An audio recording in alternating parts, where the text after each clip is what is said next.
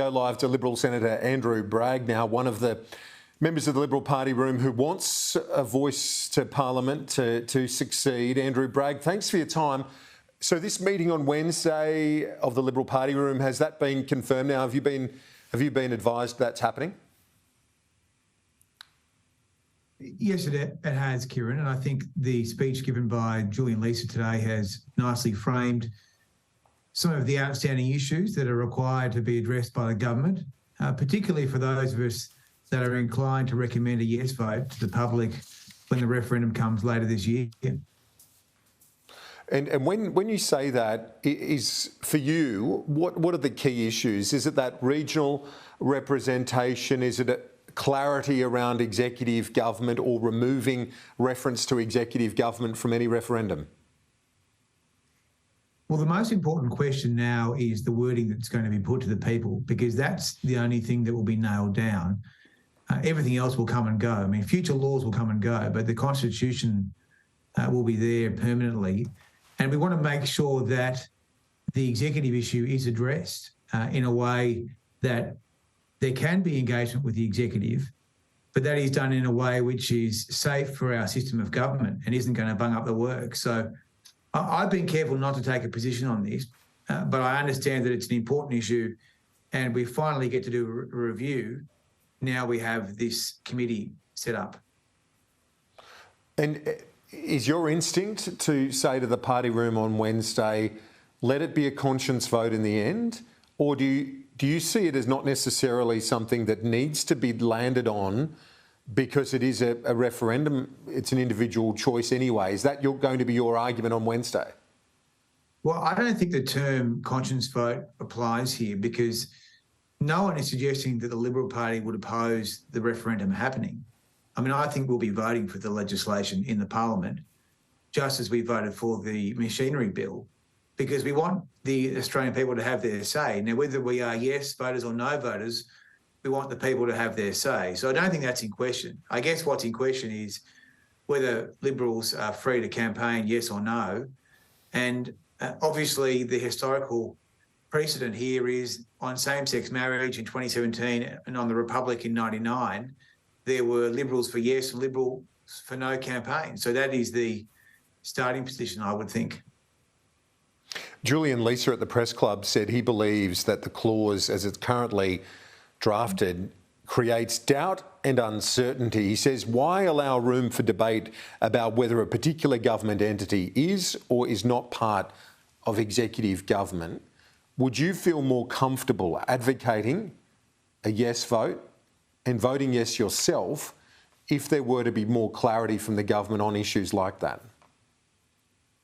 Absolutely. And I think Julian is right to identify that as a major sticking point for many people. And the committee, which has now been set up, needs to seriously interrogate that particular point. We need to understand all the claims and counterclaims that have been made about that wording. And we now have the benefit of being able to cross-examine all the key legal experts in Australia as part of this committee process. So that is critical, and we now have 6 weeks to do that work. In terms of the debate within the party, how would you characterise support for the Voice or otherwise? The reason I ask you that is because the polling suggests a majority of Australians support a Voice, certainly the polling to this point. Who knows what happens on referendum day? And then in the context of the Aston by-election, where a fierce swing in a heartland seat against the Liberal Party was seen on Saturday. Look, I don't think it's a popular agenda inside the Liberal Party, but there is a large group of supporters that would support a Voice if the wording was right. And I think that's worth keeping in mind, that there are a lot of people who still vote for the Liberal Party across Australia and including in Aston. And we want to be able to recommend a yes vote to people who are inclined to consider voting for the Liberal Party. But I'm like many other Australians in that I want the wording to be safe and secure for our institutions that have served the country so well over the past 120 years. So it's a really key issue. I wished we had had this process last year, but we're now having it now, so we have to make the best of what we have.